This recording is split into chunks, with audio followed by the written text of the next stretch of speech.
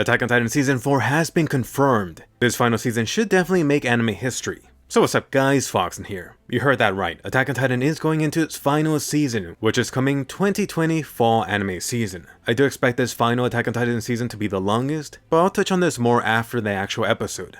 So go ahead and leave a colossal thumbs up and subscribe for more anime videos. Ring that bell so YouTube actually sends you my videos. Also, I will be at Anime Expo this coming 4th of July weekend. I'm actually going to be doing autograph signings on the first day, July 4th, 1 PM, table 3. I'm also thinking about doing a smallish meetup. Let me know down below if you're going and interested. Anyway, let's go ahead and get started. Right at the start of this episode, they actually touched on two topics I saw a lot of people confused by in the past episode. Let me try to further clarify. The first confusion being about Eren's Titan. Eren right now actually has two Titans, the Attack Titan and Founding Titan. Keep in mind, Grisha got the Attack Titan from Eren Kruger. Grisha then stole the Founding Titan from the Ray's family. This means Eren got two Titans for the price of one. What a colossal bargain.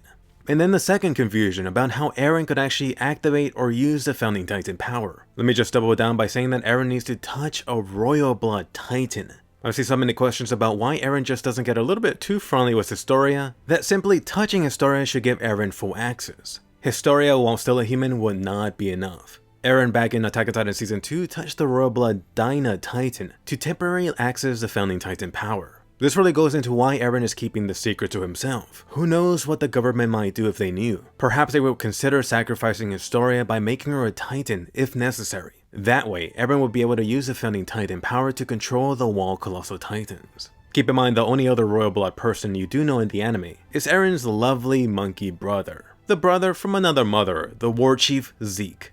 This episode actually went back to that cryptic message about saving Armin and Mikasa. I have already done a video looking into this. I am debating about doing another video looking into the supposed time travel time loop topic, which is this idea that has been around for years. It just goes up or down in popularity every few months, I want to say. Anyway, the anime now shows Kruger again, but this time panning over to the sun. Is that a Ymir reference? You know, Titans being solar powered. Anyway, back to the throne room scene. The anime here really hammers down who the true enemy is for Attack on Titan, at least for Paradise Island. Interestingly, I have seen a lot of confusion from anime and manga readers recently about this. At least for Paradise Island, the whole world is their enemy. I'll just add my own words on top of this. You could really go ahead and take what was said in this episode at face value, or think it over. From here on in Attack on Titan, the question about who's evil and who are supposed to be the good guys is not at all going to be clear, and you're really going to have to decide that on your own, especially going into Attack on Titan Season 4. Right here, you do have to applaud the lovable Commander Pixies. We gotta let the public know about this. Otherwise, you really would be going back to what the Ray's family had been doing for decades. I like that story emphasizing this point. Although the people's memories were stolen once upon a time, we're simply returning this lost knowledge.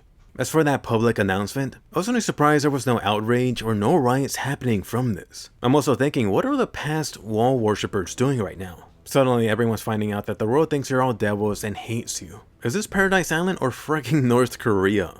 Then for tea time with Levi and friends. You really do have to love Levi just drinking that good stuff in his own unique way. And definitely don't lie, you know you tried this. Perhaps even adopted Levi's tea style. As for the older press gentleman here, this guy really did echo what should be going on in a good chunk of people's heads right now. Potentially this whole mess won't end until the world wipes them out. The Survey Corps really needs to get a plan of attack ready. Unfortunately, they're severely lacking intel.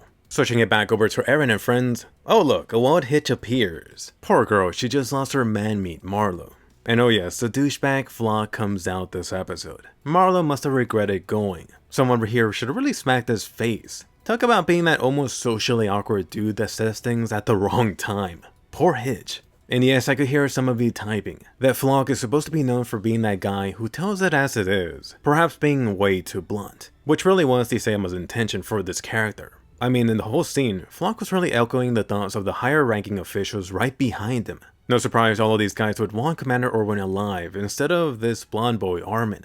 I still do want to do that Armin vs Erwin video. Who was a better choice? Maybe sometime next week after the Anime Expo stuff is done. To give Flock some credit here, this guy actually did have the Titan-sized grapefruits to stand up against Eren, especially with Mikasa right next to him, pretty much verbally assaulting both of them. But wait, the Flock roasting session continued. Mr. Horse, Coney, and Potato Girl also got a light burning too. Or I guess Potato Girl was excluded, she was passed out. That being said, I do have to point this out for the coward Flock. Notice how he didn't choose to say any of this while Levi was around. It was only until later that Levi came into the frame. Hey Flock, you want to repeat your little speech during our next tea time? Hey Flock, why are you walking away? Flock actually does have a great point about being concerned about moving forward without the commander. Even the blonde boy Armin agrees, why not the commander? The question now becomes, will Hanji and Armin be able to fit those huge shoes left empty? As for Eren's encouragement here, I really like how Eren borrowed Levi's line about not knowing what the future would bring. Then for Mr. Freedom over here, Eren talked about freedom, but he really started thinking back to what started this whole adventure. Poor young Faye. Obviously, this scene got extremely censored compared to the manga, this being one of those times that I do not mind at all. Anyway, getting into the medal ceremony. Out of around 200 scouts, only 9 survivors. Oh my god, is that a Ymir reference? Cause really, a parallel to the 9 Titans. Although you really have Eren playing double duty here. As for Historia, looks like Historia is perfectly used to her new role. That's right guys, kiss the ring. I mean kiss the queen's hand. Good thing we don't have to worry about this queen going crazy. Then for Historia and Eren's magic touch. Oh, sparks were sent flying on that day. This whole flashback scene here was really from the Uprising arc. You previously saw a part of it, but now you're getting Grisha's dialogue here. Turns out Papa Grisha didn't just show up to kill the Ray's family. Up until the very end, Grisha tried to ask nicely. But of course, the king refused, so Grisha was forced to make some Ray's family pancakes for dinner time. Then switching it to real time, Eren must have had this extreme connection to his father's thoughts and memories. You actually got a return of the raging Eren. Must take out this royal blood blonde girl. Anyway, recall the Titan killer. It is almost kind of funny how actually wiping out all outside Titans had this extremely simple solution. Hey guys, why don't we gather all the Titans in one spot, then drop something heavy on top of their head? It was either this or just have Levi bungee jumping 24/7 from the wall. As for everyone returning to Wall Maria, my god, the land here must be cheap. Oh, and don't mind the Titan radiation. I hope that's not a thing. I don't know about you, but I think I would rather not risk moving back here if possible. At the very least, I'll live not inside of the district. Then for Eren here, this guy needs a freaking haircut. He's actually starting to look like his lost papa when he was younger now. Eren, just don't start cutting yourself now. Then for that very last Titan, come on, can we keep it Hanji? This Titan literally cannot kill you. Not unless someone gets like a forklift then drops it on you. Even then, it'd be like a giant dog. Hanji, you could go ahead and use this for some Titan research. Figure out how to make some of that Titan juice, just in case. Next up, you have the server core seeing the Marley dock for the very first time. Zeke should have actually used the spot to escape a few months back. Oh, where did you go, Oni-chan? But who cares? More important, 3 Attack on Titan seasons later, finally got to the freaking ocean. Time to reclaim this ocean side spot and start building a sea shack nearby. Better hurry while real estate is cheap. Even Mikasa here was acting more joyful and oh my god, that beautiful smile. Go ahead guys, take this well-deserved break. You guys definitely earned it. I mean really guys, we did it. Time to live happily ever after. Great thing too that Isayama didn't go with his original ending, where everyone would have been dead by now. But wait a minute, unfortunately the only grumpy guy here is Mr. Freedom. Sorry guys, but we're not truly free. Enemies still exist across the water. So come on Eren, way to take a page out of Flock's book. Throughout this, I hope you did notice Eren's shots here being used from the very first season 3 episode.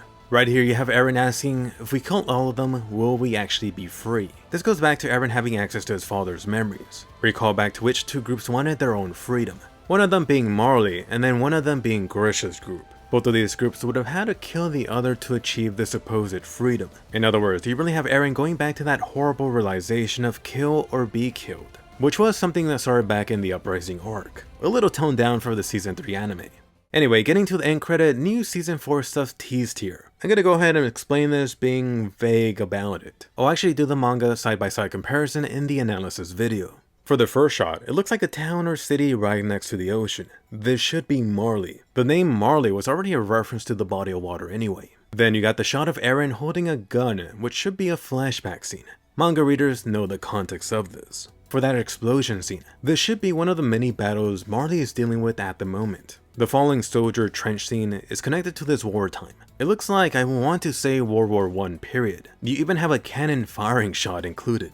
For the 4th war picture, looks like Marley ended up winning this battle. Unfortunately for their enemy, looks like they're being shot on the spot, execution style. The next image is actually within the wall. All of these guys look so cheerful, so perhaps they're getting the news that Titans have been officially killed off the island.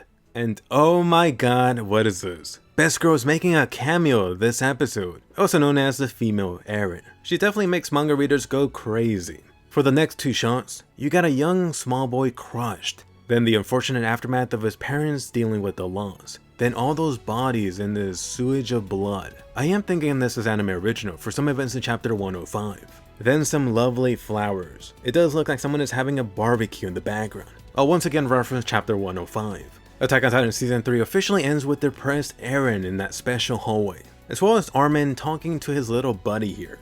I gotta say, I freaking love them including this end credit tease. Watching it a second time really got me tearing up, just knowing what's coming up for Attack on Titan Season 4. Some of these teasers were actually also scenes, not only still images. In other words, the Wit Studio is already working on this, most likely super extremely early into the process. And yes, let's talk about Attack on Titan Season 4. Attack on Titan Season 4 is the final season confirmed for fall season 2020, so a little over a year wait. I've seen a lot of confusion, so there's a couple important things you should know about this. First off, fall season does mean the first or second week of October. However, unless there's a network change announced, it is very possible for Attack on Titan Season 4 to be released a few weeks later into the anime season. That's happened the previous 2 times.